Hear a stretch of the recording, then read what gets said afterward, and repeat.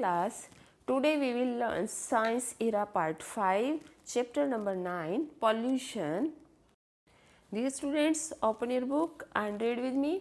Pollution means कुछ चीज़ें ऐसी होती हैं जब हमारे पास आती हैं वो बहुत शुद्ध होती हैं, लेकिन जैसे ही हम उन्हें प्रयोग करते रहते हैं और उनके आसपास के कुछ उनमें अशुद्धियाँ मिलती चली जाती हैं और उस वस्तु को ख़राब कर देती हैं, तो हम उसे कहते हैं पोल्यूशन। उन वस्तुओं में मेन क्या है? पानी है, हवा है और इस तरह के जो हमारे दैनिक प्रयोग में आने वाले तत्व हैं, उनमें जब कोई अशुद्धियाँ आ जाती हैं तो वो हमारे लिए बहुत हानिकारक हो जाती हैं। Let us start. Contamination of air, water और soil with undesirable amount of harmful material is called pollution. जब किसी शुद्ध हवा में, शुद्ध पानी में और शुद्ध मिट्टी में कोई अवांछित वस्तुएं आकर मिल जाती हैं, वेस्ट पदार्थ आकर मिल जाते हैं जो नुकसानदायक होते हैं, उन्हें हम उसमें मिलने के बाद हम उन्हें पॉल्यूशन कहते हैं। यानी कि वो हवा में, पानी में और मिट्टी में जब मिल जाते हैं तो उसे पॉल्यूटेड कर देते हैं, उसे प्रदूषित कर देते हैं और वो पानी और वो मिट्टी और वो हवा हमारे लिए हानिकारक हो जाती है। It is well said that as you sow shall you reap. ये किसी ने सही कहा है कि जैसा बोगे वैसा ही काटोगे। This means that if we keep on disturbing our environment it will have a similar effect on us. किसी ने सही कहा है, इसका ये मतलब है कि यदि हम वातावरण को डिस्टर्ब करेंगे, उसमें छेड़खानी करेंगे तो हमें उसका सेम वैसा ही प्रभाव देखने को मिलेगा, यानी कि वातावरण भी हमारे साथ छेड़खानी करेगा। First point is waste. Waste होता क्या है? कौन सी चीज़ें ऐसी जो वेस्ट होती हैं और किस तरह से वो हमें हानि पहुंचाती हैं? A substance with no further use is called waste. एक कोई भी ऐसी पदार्थ जिसको हम आगे अपने जीवन में प्रयोग नहीं कर सकते वो वेस्ट कहलाता है। All our needs produce waste of one kind or the other. They can be domestic or industrial. Some of domestic waste are shown. All our needs, हमारी जितनी भी ज़रूरतें हैं वो सभी ज़रूरतों से हम किसी न किसी वेस्ट को प्रोड्यूस करते हैं। सपोज़ करो कि आपने पानी नहाने का मग्गा यूज़ किया, कुछ सालों के बाद वो मग्गा पुराना हो गया और उसके बाद कुछ के बाद वह कहीं से टूट गया, और वह जब टूट गया तो वो क्या हो गया? वेस्ट हो गया। इस तरह से जितनी भी चीज़ें हम प्रयोग करते हैं उनसे सभी वेस्ट पैदा होते हैं। ये वेस्ट जो है वो घरेलू भी हो सकते हैं और औद्योगिक यानी इंडस्ट्री से आने वाले भी हो सकते हैं। Some of the domestic waste are shown. कुछ जो डोमेस्टिक वेस्ट हैं, जो हमारे घरों से ही वेस्ट पैदा होते हैं, वो ये हैं। देखिए, मग है, बाल्टी है और ये सभी के घरों में इस तरह के वेस्ट जो हैं वो प्रोड्यूस होते हैं। Most of these materials such as of plastic are non bio. कुछ ऐसे वेस्ट होते हैं जो नॉन बायोडिग्रेडेबल होते हैं, जो कि जिनका अस्तित्व ख़त्म ही नहीं होता है। For example, they can not be decomposed naturally, some of them are biodegradable. वो डिकम्पोज नहीं होते हैं, घुलते ही नहीं हैं, और कुछ हैं ऐसे जो घुल जाते हैं। They can be decomposed biologically, और वो जो बायोडिग्रेडेबल होते हैं वो डिकम्पोज हो जाते हैं, यानी मिट्टी में घुल जाते हैं। On decaying they can be useful for new life and growth. और किसी भी चीज़ के ख़त्म होने के बाद जब हम उसको डीके करते हैं तो उसके बाद वो नया जीवन भी देते हैं। वो कौन कौन सी चीज़ें ऐसी? For example, compost is a fertiliser which is use to enrich soil. It made from dead and decaying plants and animals. उदाहरण के तौर पर जो कंपोस्ट है, देसी खाद होती है, वो खाद का ही, फर्टिलाइज़र की तरह ही प्रयोग में आती है और वो हमारी ज़मीन को उपजाऊ बनाती है। और ये कंपोस्ट बनता कैसे है? ये कंपोस्ट डेड और डिकेइंग प्लांट्स और एनिमल्स से बनता है, मरे हुए पौधों से और मरे हुए जानवरों के दबने से बनता है। We should develop methods to recycle the waste which cannot be decomposed. Some of its waste are. हमें कुछ ऐसे मेथड्स डेवलप करने चाहिए जिनसे जो वेस्ट की चीज़ें हैं उन्हें हम दोबारा से उनको हम दोबारा से प्रयोग में ला सकें, रिसाइकिल कर सकें। ऐसे कुछ मेथड्स हमारे पास होने चाहिए। जैसे कि प्लास्टिक का डिब्बा है, वो तो नॉन बायोडिग्रेडेबल है, वो ज़मीन में जाने के बाद भी हज़ारों सालों तक ऐसा पड़ा रहता है, वो घुलता ही नहीं है। तो ऐसी चीज़ों को हमें रिसाइकिल करने के कुछ मेथड्स खोजने चाहिए। Metals, steels etcetera can be melted and recycled. जो धातुएं होती हैं जैसे कि स्टील है, उनको हम पिघला कर मेल्ट करके दोबारा से उनका कुछ भी सामान बना सकते हैं, रिसाइकिल कर सकते हैं। Broken glass can be melted to make new things of glass, और जैसे ही कांच का गिलास उसे भी हम पिघला कर कुछ नया सामान बना सकते हैं। Paper can be use to make package and bags, और पेपर का भी हम जैसे अखबार हैं या कॉपी के पेज हैं उनसे भी हम पैकेट्स या बैग्स बना सकते हैं। Recycled paper help in saving trees because paper is made from would.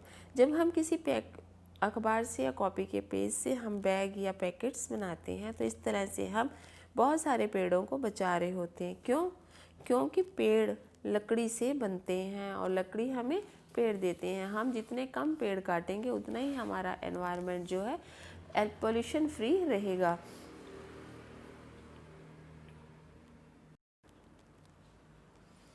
Air pollution, देखिए हम सांस लेते हैं, हवा से लेते हैं और इसके बिना हमें एक पल भी नहीं जी सकते। अगर हमारी हवा शुद्ध होगी तो हमारा जीवन भी शुद्ध होगा। यदि ये हवा में ही पोल्यूशन होगा तो हमारा जीवन जो है वो बीमारियों से भरा हुआ हो जाएगा। Addition of poisonous gases and harmful substances to the air is called air pollution.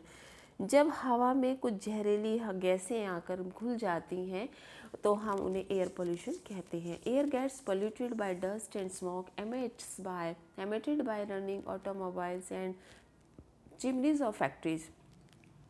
हवा में पोल्यूशन और कहाँ से आता है? धूल से और धुएं के मिलने से आ जाता है। ये धूल और धुआं कहाँ से आता है?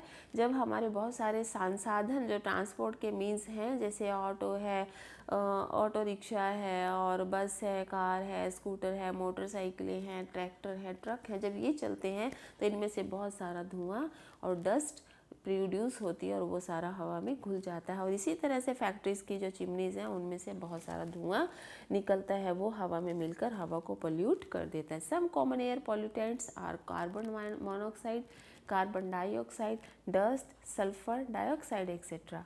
और प्रायः जो हवा में मिलने वाले पोल्यूटेंट्स होते हैं वो कार्बन मोनोऑक्साइड गैसों के नाम हैं। ये सब गैसेज हैं जो हानिकारक गैसेज हैं।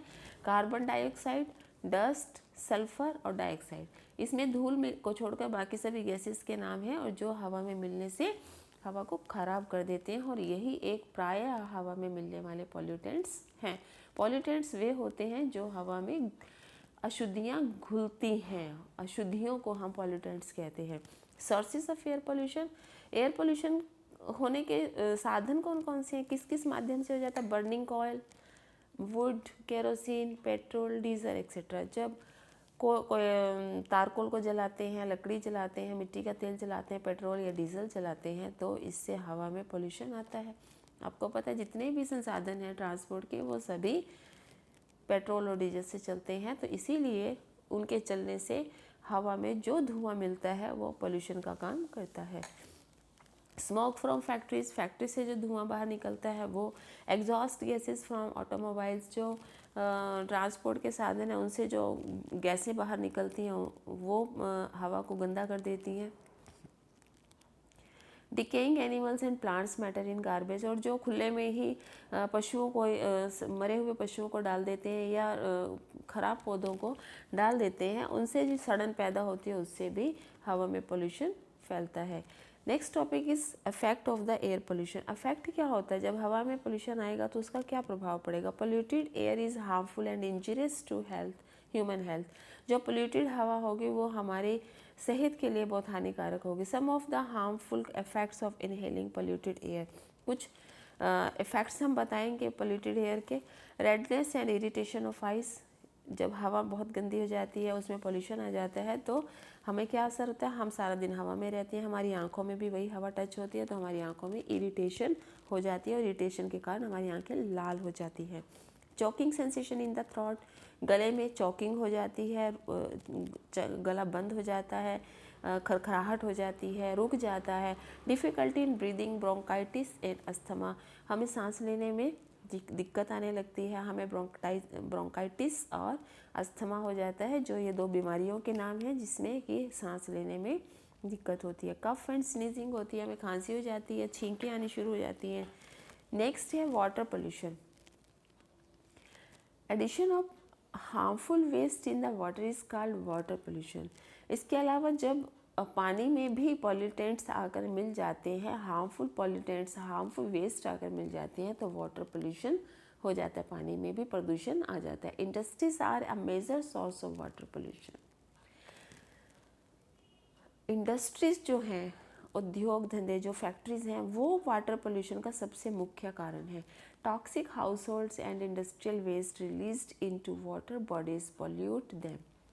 हमारे घरों से जो टॉक्सिक निकलते हैं, मतलब कि जहरीले जो पदार्थ निकलते हैं, फैक्ट्री से जो वेस्ट निकलता है वो पानी की बॉडीज़ में जाकर मिल जाता है। जैसे हमारे घर से बर्तनों का पानी है वो गंदा पानी होता है, कपड़े धोने का पानी है वो सारा पानी, या कोई और तरह का ऐसा बेकार वाला पानी है वो जाकर कहीं वाटर बॉडी से मिल जाता है, तालाब में मिल जाता है, या जहाँ से हमारा पानी आता है उन बॉडीज़ में चला जाता है, या ज़मीन में भी हम डाल दें तो ज़मीन में भी इस तरह से पानी जो है वो गंदा हो जाता है। और या फैक्ट्रीज़ का तो बहुत सारा पानी जो है नदियों में डाल दिया जाता है और वो नदियों का पानी ही सप्लाई होकर हमारे यहाँ तक आता है, तो वो हमारे पास गंदा पानी ही आता है। फिर activities such as washing clothes और bathing animals in rivers specially in